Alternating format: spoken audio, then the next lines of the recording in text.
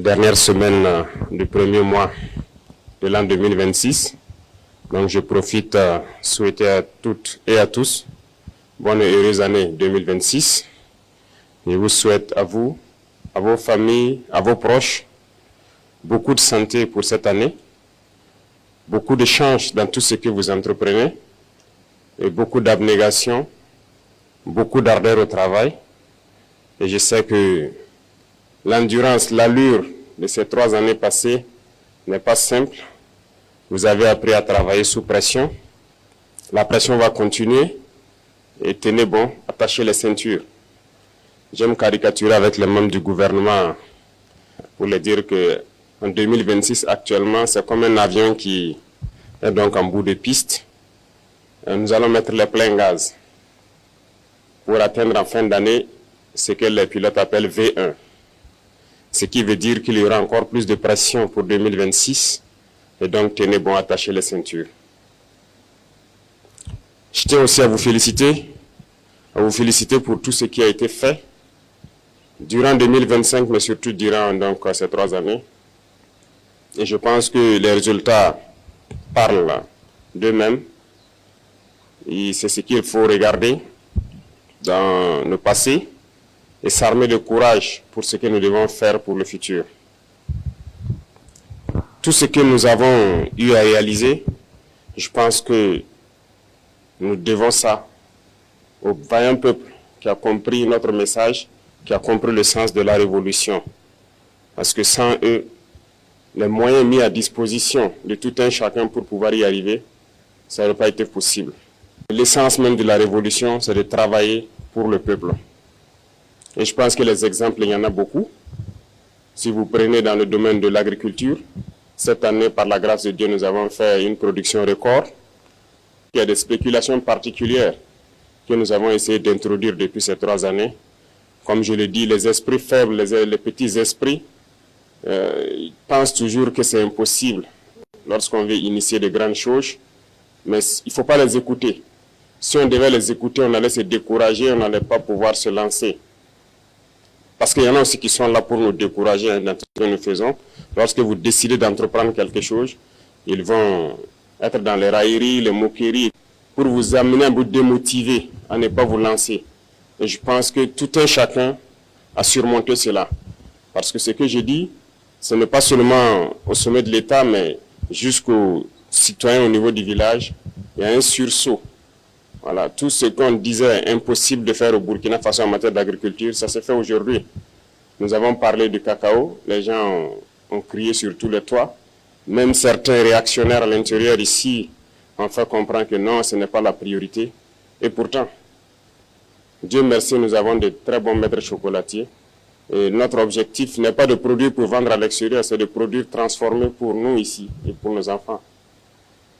Aujourd'hui, le café, c'est une réalité au bord de Saman-Denis et nous avons, Dieu merci, des Burkinabés qui le transforment. Et je vous invite donc à consommer ce qui est transformé sur place ici. Beaucoup d'autres spéculations telles que le blé, l'ananas, la vigne et bien d'autres, j'en passe, se cultivent aujourd'hui au Burkina Faso. Et ça va se transformer ici au Burkina et ça va créer de l'emploi pour le Burkinabé et c'est ce que nous allons consommer. Et donc c'est ce qu'il faut voir dans ce qu'on a pu réaliser et s'armer de courage encore pour l'avenir. Beaucoup d'autres projets donc ont été à succès. Quand on prend le domaine de l'éducation, beaucoup d'amphithéâtres ont été construits. La dernière fois au Conseil, on a adapté des textes qui permettront donc d'équiper ces amphithéâtres et de construire de nouveaux amphithéâtres. Beaucoup d'écoles et centres de formation verront le jour en 2026, au bord donc de nos pôles de croissance tels que Bagré, Saman-Denis et autres. C'est pour amener les jeunes Burkinabés à pouvoir transformer, produire et transformer ce que nous faisons ici. Donc, nous n'allons plus nous concentrer sur l'enseignement général uniquement.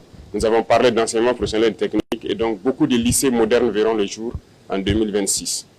En plus de cela, nous avons décidé de construire une université technologique et j'espère que d'ici la fin de l'année, vous allez voir cette université donc se dresser.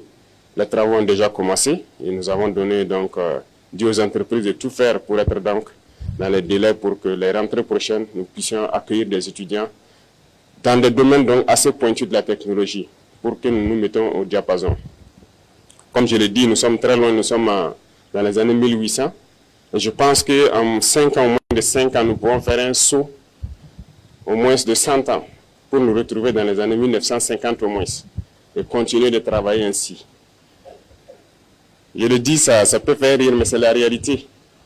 Jusqu'aujourd'hui, nous constatons notre vie, le rythme auquel nous partons, ce n'est pas bien. Donc, il faut se mettre soi-même la pression pour rattraper le retard. Donc, faites en sorte que dans quelques années, nous soyons en 1950 et après encore, on se donne la pression pour atteindre les années 2000 et espérer donc rattraper les autres. Et c'est possible. Et je suis heureux donc de vous dire que dans ce sens-là, nous sommes en train de mettre en place un laboratoire. Et aujourd'hui, au Burkina Faso, par exemple, pour les chercheurs, nous avons beaucoup d'équipements qui sont là, pour les permettre donc de faire la recherche sur place. Et sans me tromper, je peux dire que nous avons actuellement ici installé un microscope électronique à balayage, le plus récent qui puisse exister en Afrique ici, et le plus moderne. Donc il est là au Burkina Faso, il est fonctionnel, et les chercheurs vont commencer donc à aller donc faire tout ce qu'ils doivent faire ici, au lieu d'aller à l'extérieur encore le faire. Et ça va encore encourager d'autres personnes à chercher et à découvrir. C'est pour dire qu'il y a beaucoup de domaines que nous n'avons pas oubliés, en passant par la santé, tout ce que nous sommes en train de faire, notamment les centres de santé communautaires qui sont construits et qui seront équipés. Ça fait partie aussi du lot donc, de mesures prises donc, lors du Conseil dernier. Et donc tout cela, c'est à votre actif, c'est à l'actif de toute l'administration et c'est avec donc l'appui et le soutien de notre vaillant peuple que nous arrivons à le réaliser.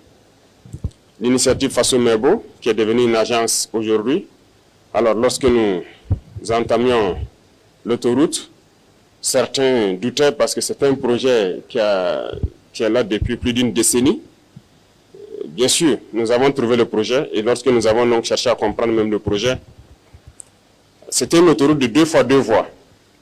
Et les entreprises en majorité étrangères qui avaient fait des propositions, la moins chère était, je pense, 1032 milliards pour faire les 2 fois 2 voies.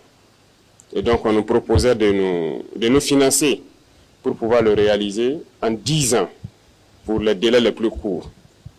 Il faut être conscient. Pour nous condamner les générations qui ne sont même pas encore nées à des prêts de 50, 60 ans pour construire une autoroute de 2 fois 2 voies qui sera dépassée dans peu de temps. Lorsque nous avons voulu savoir si c'est 4 fois 2 voies, certains même se sont moqués de nous, certains entrepreneurs, ils n'y croient pas. Dans un tel pays, 4 fois 2, c'est pas raisonnable. Certains ont dit que ça devrait nous coûter plus de 3 000 milliards. Mais comme je dis, dans la révolution, c'est la responsabilité, c'est la conscience. On ne va pas rentrer dans ces schémas. Voilà pourquoi nous avons décidé de le faire nous-mêmes. Parce que nous avons confiance en nos jeunes ingénieurs, nous avons confiance au potentiel des Burkinabés. Nous avons donc cherché des équipements de tout ordre. Aujourd'hui, sur ce chantier, je peux dire que le chantier il est unique en Afrique. Il n'y a pas un chantier d'autoroute pareil qui mobilise autant de monde, autant d'équipements. Il n'y en a pas. Les travaux de nettoyage, il y a plus de 100 bulldozers sur ce chantier. Et je ne vois pas pareil. Je m'étais donné 2 mois pour qu'ils puissent finir le nettoyage. Et je pense qu'ils ont tenu le pari. Nous sommes à 40 jours, ils ont déjà fait plus de 70% du nettoyage. 15 février, s'il plaît à Dieu, ils auront fini. Ce qui veut dire que le rythme aussi, il n'y en a pas pareil en Afrique. Et nous allons finir, c'est un défi, nous allons finir dans un délai que personne ne va croire. Parce que nous avons déjà tout à notre disposition. Toutes les machines, tout le nécessaire est là. Il ne nous reste que le carburant et le bitume à payer. Sinon, tout le nécessaire est là. Ce qui veut dire que nous allons poursuivre parce qu'il y a beaucoup